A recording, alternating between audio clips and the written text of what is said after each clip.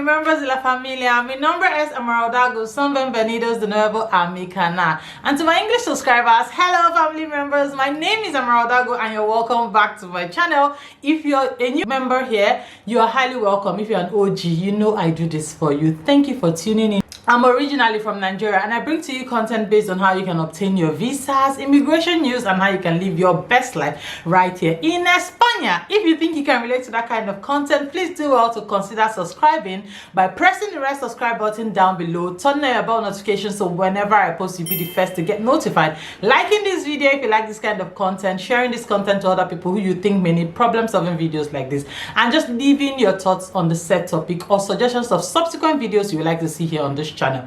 Disclaimer, I am not an immigration lawyer, neither am I a recruiter. This video is brought to you based on my personal research and also my guest's personal experience. So if you want to know more about this, please do well to stay tuned and watch to the very end. I'm not going to be, today is not just a sit alone video or a video for just me as what you usually see here. Today I have a guest. Guys, you can see I'm super excited and I would like to bring my sister, my one and only sister. She came in to Valencia using the tourist route, so I want her to come on here and share her own experience from when she first got her visa, the first time ever that she got her visa to come to Schengen.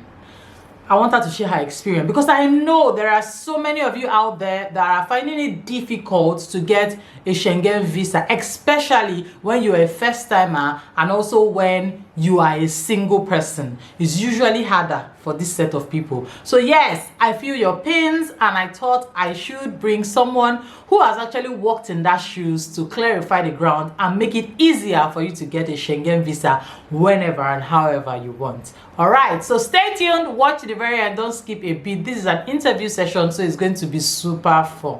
Welcome back, guys. Alright, so yes, today I have a guest, as I said earlier, and I will leave her to introduce herself. So over to you.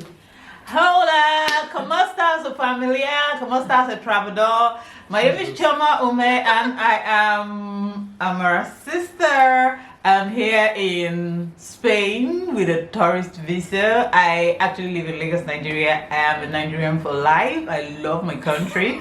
So I'm just here on a tourist visa. So in a nutshell, that's who I am. Yay, guys. Okay, so this is my sister, she has said. So now I would like you guys to stay tuned while we just dissect the problems I've written down. Maybe I would have made this a live session. Now I'm thinking about this so that people can actually ask their questions. But well, let's make do with this. All right. So have you gotten any rejection from Schengen before? No, I haven't gotten any rejection from Schengen. Unfortunately, I have gotten a rejection from the UK. I've gotten rejection from several other countries. Yeah, but not at that Schengen. time, UK was under Schengen. At that time, no. No, UK was not under Schengen. UK was not under Schengen. At that time? At that time, it was not under Schengen. So I've got a rejection from UK, I've got a rejection from some South Africa. But I haven't gotten from Schengen, so happy. Alright. Yeah, so guys, you can see that she had not gotten any rejection from Schengen. Although she applied to UK, which, you know, with the Brexit situation, they left Schengen, so and she got a rejection at that embassy. So now I want to ask, please, because this is a question on a lot of people's minds. Schengen is actually a difficult, you know, country to apply to get visa. Like, a lot of people have applied severally and they've gotten rejected. Whether they want to come as tourists or students, any other route is usually difficult because here in Schengen, they will say Schengen is not just one country, it's 27 countries, you know. Yeah. So if you get it, it's like a passport to the world. Yeah. So it's usually hard. So the question now is, the first time you applied for Schengen visa, what route did you take?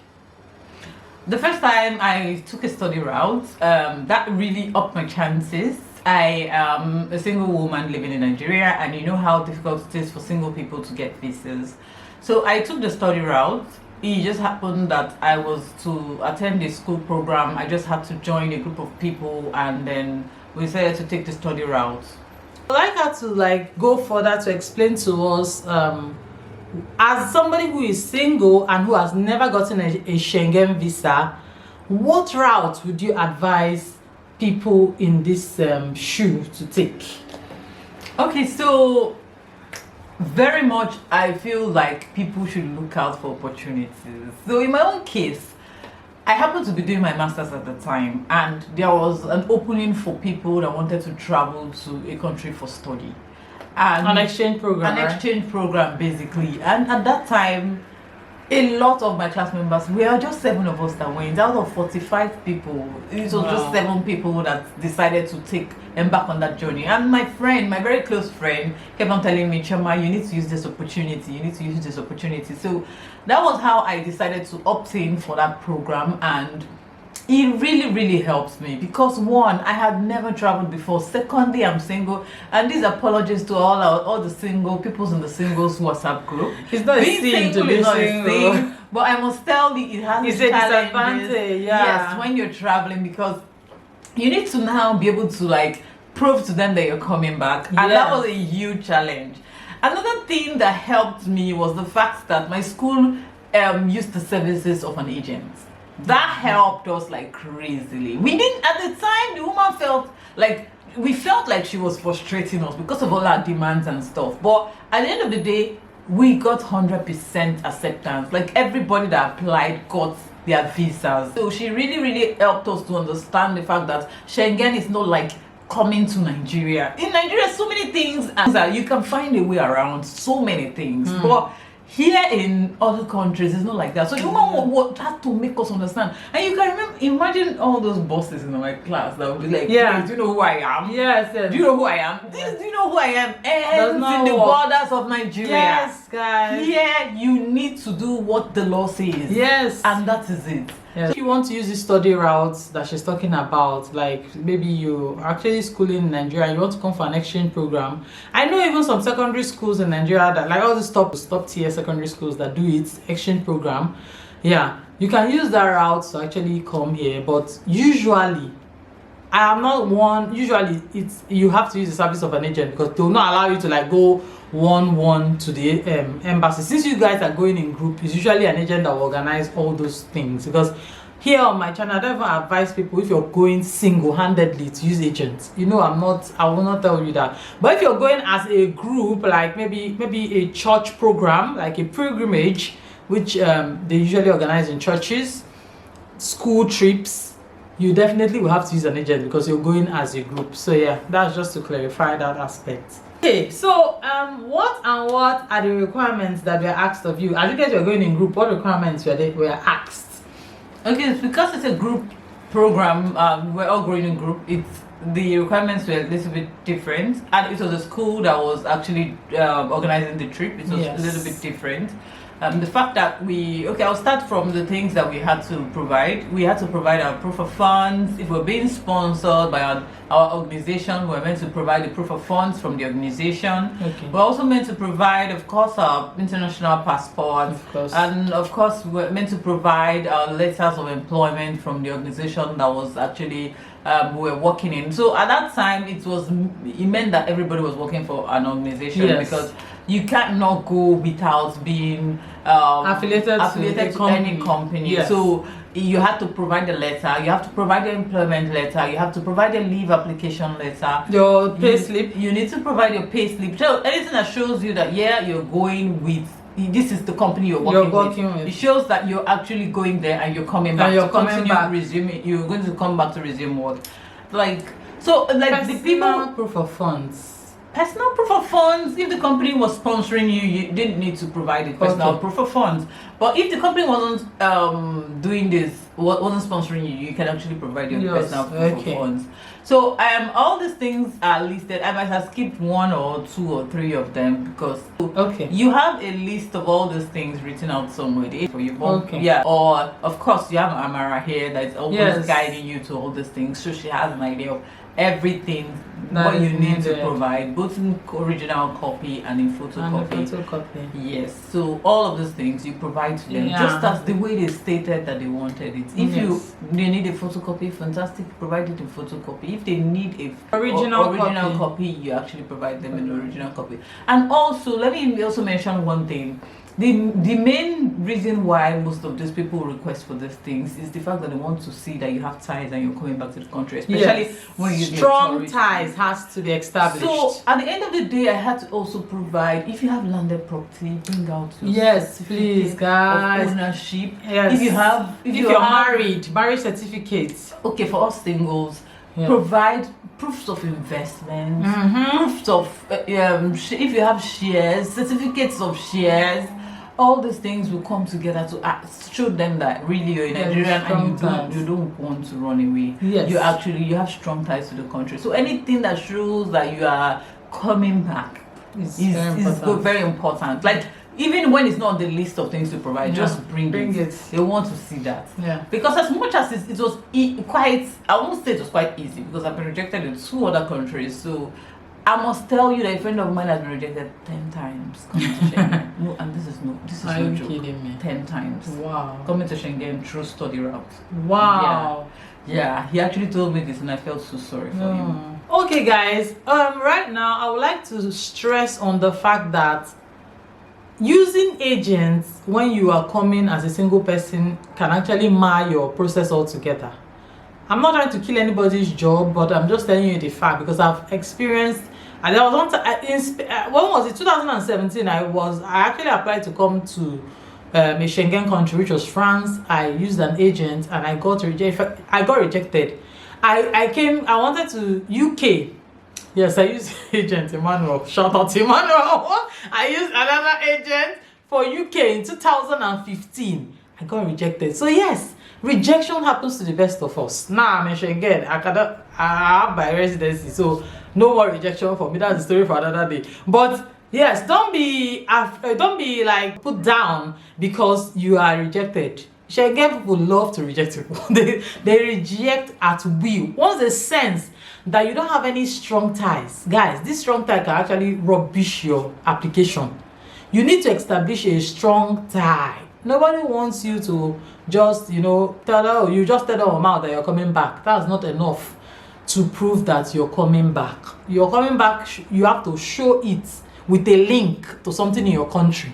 As my sister said, if you're married, fantastic.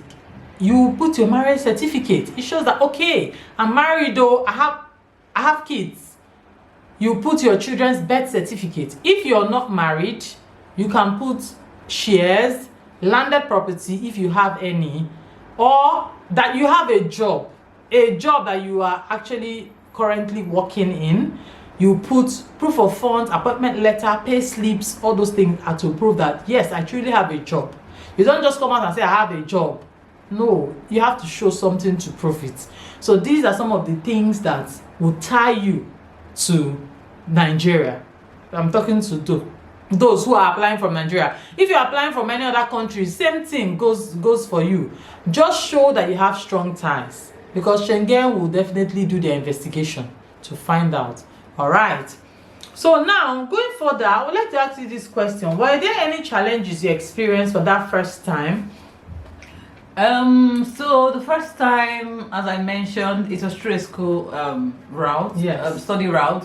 And as much as possible, sometimes also highlight there is the fact that people need to use opportunities that present themselves. Yes. So I know that sometime this year, there was a call for people that want to go for World Youth Day. Yes. And a lot of people use that avenue to like open up their visas, because apparently you're going for a program and it also helps open up your visa. It's an easier route if you're single. Yes. Especially if you're single. I'm saying this thing about singles because I'm single. Yes. And I don't know about like other people it's that are usually married. harder for a single person. For a single person.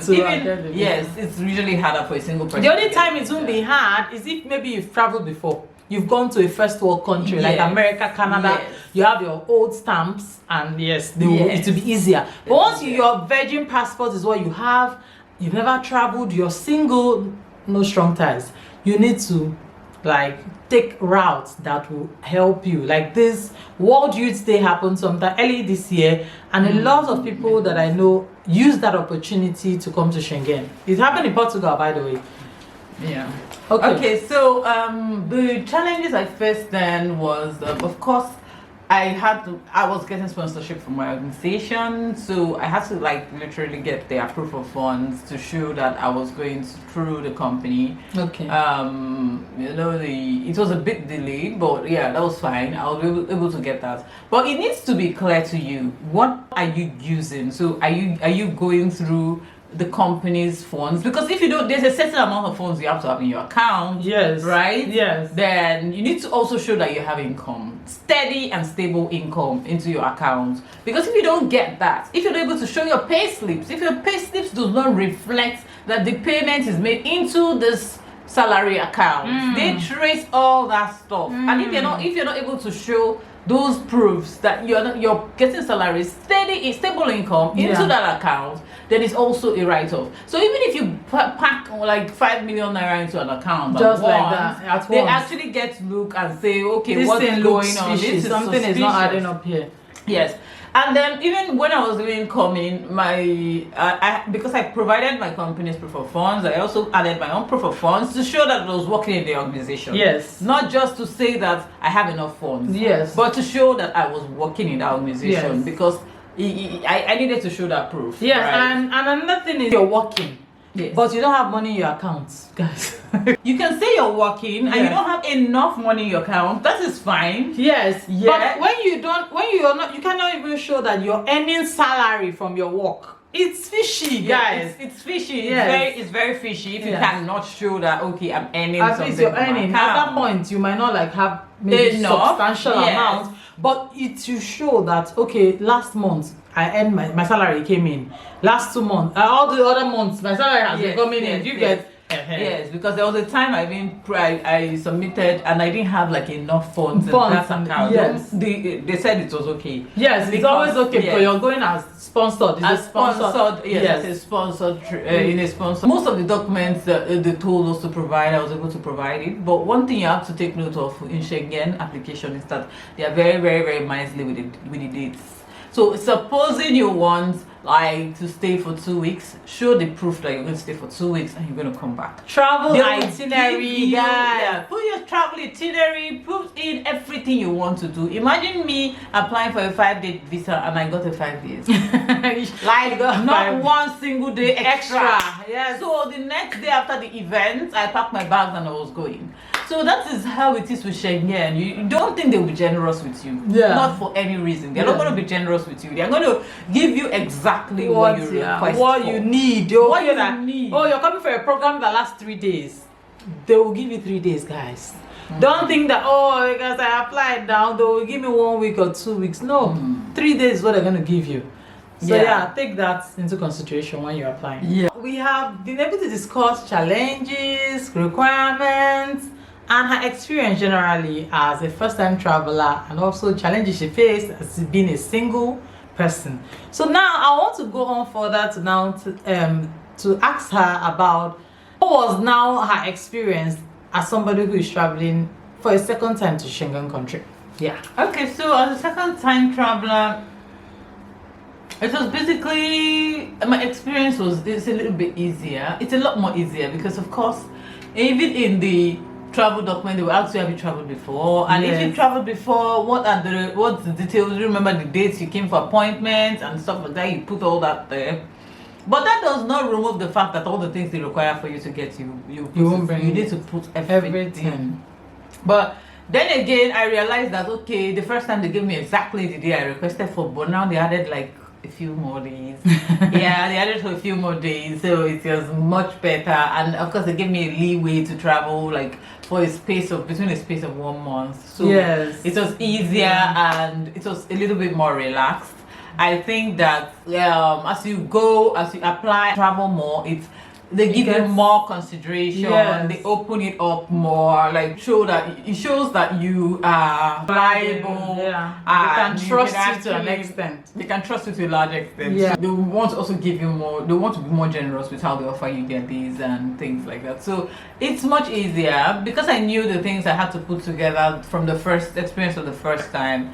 it was easier putting together my documents. I knew exactly what they needed, what they wanted and stuff. And then one thing I have to also tell people is the fact that please, as you're traveling, try at least a little bit more consistent, so that when you go once, you don't just your passport will follow for the next 5 years, you not travel or anything. I always try to make it consistent. It's just the same way they say practice makes perfect. Yeah, that's the same way it is when you're traveling. When you're traveling and you have like a visa, this time you need to also make it like something that will maybe annual or biannually or like 2 times or once in 2 years. Yeah, like once in 2 years, once in a year. Just be frequenting the trip, so that the more you're frequenting the trips, the more the embassy will get to like offer you more days, longer days. Sometimes you will not apply for 2 weeks, they'll give you 1 month, 3 months. So you can, as she has said, it's very important that once you get your Schengen visa for the first time, now the work is not done. You need to frequent Schengen, like come in at least once in 2 years, because when they give you the visa form, they're going to be asking you when last did you visit Schengen, or have you visited Schengen. Then you'll be able to fill in the dates that you last visited and all those good stuff. If you don't do that, you get cleared from their system. It will no longer show that you have come to Schengen before, and now it will not be as if you're getting the visa all over again as a first timer. So it's very important that you frequent. Once you have another opportunity, come. Even if it's not, maybe you got the opportunity before 2 years, of course, visit Schengen. Very soon you'll find out that you can get multiple entries, you can get visa for longer periods of time, and you will just be trusted. It will be very easy now to get Schengen visa as against what you were getting before. So yeah, were there any challenges that you experienced in this second time that you applied? Even from booking of dates, appointments, yeah. In terms of booking of dates and appointments, it was quite difficult to get a date, I won't lie. I had to like try. For some reasons, I don't know why it was quite difficult to get some. But like getting the days was quite difficult for me at a point. Even when I got a day, I had to use someone. I came to the embassy and they said that day was not available because, so there was this back and forth around things. Of course, I've not gotten my learnings. I don't actually know what happened.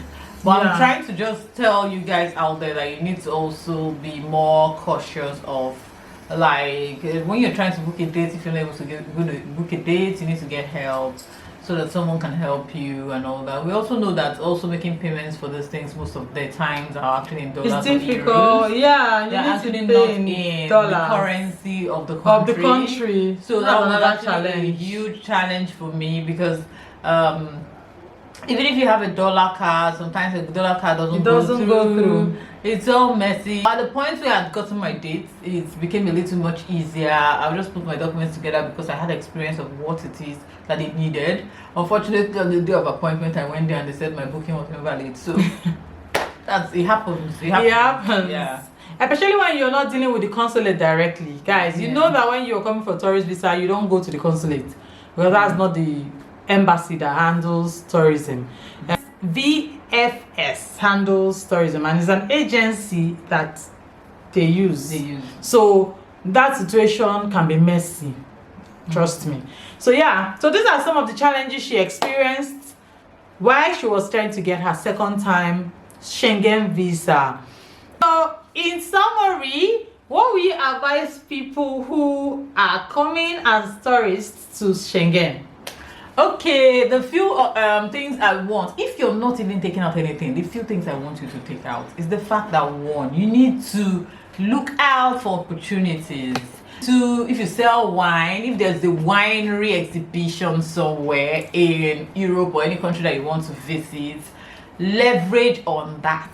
If there's a conference, leverage on the conference. If there's a religious trip, leverage. Guys, if leverage might sound it might be too difficult for you to understand.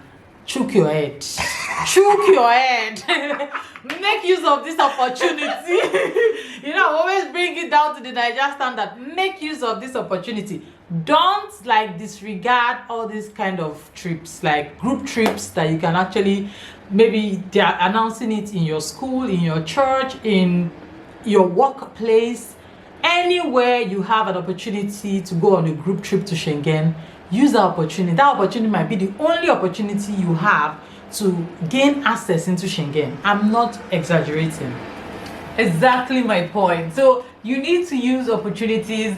I have always been an advocate of opportunity meets preparedness. Yes. When you see the opportunity, you need to be able to leverage that opportunity. Use it. Like my sister would say, Chuke. So use opportunities. Try as much as possible to use opportunities. Also try as much as possible to get right information. The right information Hey! is key. If you need YouTube if you video don't- is everything. Yes. Like you are getting information firsthand. Yes. If you need any further information, contact her directly. I'm sure Yes. her phone number and her my other email address and channels my are out IG there. IG handle is on the screen. You can contact me to ask for that information. Yeah. About this or any other of my videos. Information is key. I won't lie. And getting the information from somebody who has actually gone, who is there.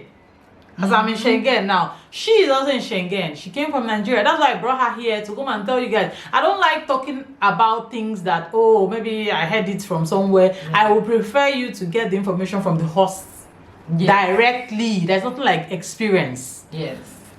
So it's very important to get the right information. As I told you once, I have a friend that has been rejected 10 times. I wouldn't lie. And I told him that, okay, just calm down. Let's revisit this whole thing. Yeah. And this is because of information that they pass across to them. Yes. The wrong information actually kills Kills a lot of It kills things. everything. So Ruins your chances. it ruins a lot of your chances. Yeah. So you need to, as much as possible, try to put the right information, get the right information. Get the right basically. If you don't know the right information, see people that have gone before you and Ask just get the right questions. information from them and use that. Some people that have gone will tell you the truth that you have 0 chances. Yes. Actually accept it. Yes. They are not lying to you. If they tell you have 0 chances, stay back. Yes, I get your point. And another thing I would like to say is that there are some people that just they don't sit down to do their research. They just want to, I've applied to France, they rejected me, I want to go to Spain and Germany, let me try Germany, Portugal.